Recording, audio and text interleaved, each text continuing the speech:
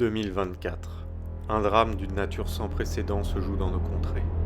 L'ère du post-modernisme engloutit peu à peu les civilisations occidentales, faisant s'écrouler comme des châteaux de cartes tous leurs fondements historiques. Comme englués au sein d'un mauvais rêve, nous ne savons pas bien comment nous en sommes arrivés là, et nous ne pouvons que constater les ravages d'un monde qui s'écroule sur lui-même.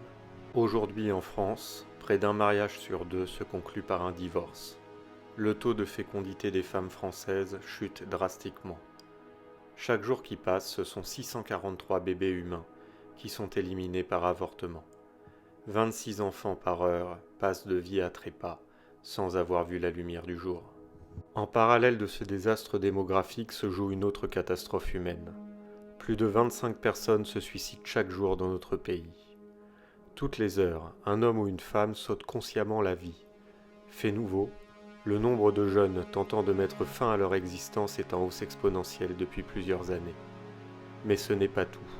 La dépression, la toxicomanie, l'isolement, la solitude et les comportements violents se banalisent à vitesse grand V, touchant des populations de plus en plus jeunes, fragiles et désespérées.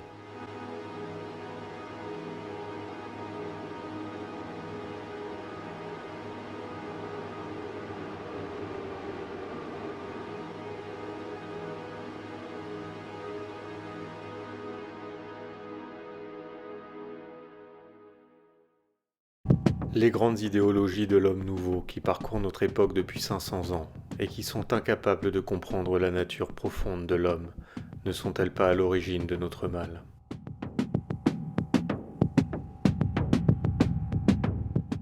Les courants de libération des corps auraient-ils été en réalité leurs fossoyeurs ? Sommes-nous allés trop loin ? Avons-nous définitivement basculé dans le vide alors que notre chemin devait nous mener vers plus de bonheur et de liberté ?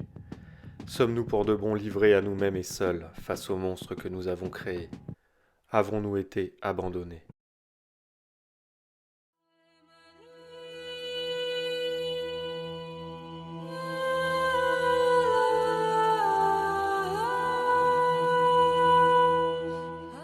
Il y a 45 ans, le pape Jean-Paul II introduisait un enseignement que nous connaissons aujourd'hui sous les noms de théologie du corps, ou théologie de la sexualité, ou encore théologie de la masculinité et de la féminité. Cette catéchèse est le plus grand enseignement en termes de durée et d'ampleur d'un pape dans toute l'histoire de l'Église catholique. Il n'y a aucun équivalent.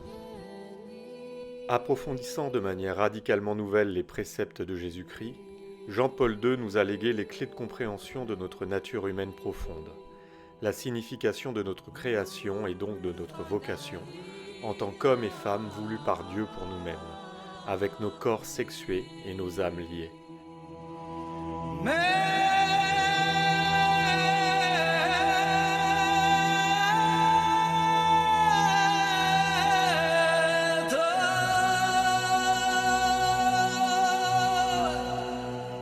Je vous propose de m'accompagner dans la grande aventure de la connaissance, à la découverte des origines de nos blessures et des manières de les guérir. C'est par la compréhension de qui nous sommes vraiment, hommes et femmes, que nous pourrons commencer à agir dans le bon sens pour guérir des maux qui nous accablent et retrouver notre raison de vivre et notre liberté. Nous n'avons pas été abandonnés. Nous pouvons maintenant, plus que jamais, reprendre le contrôle de nos vies.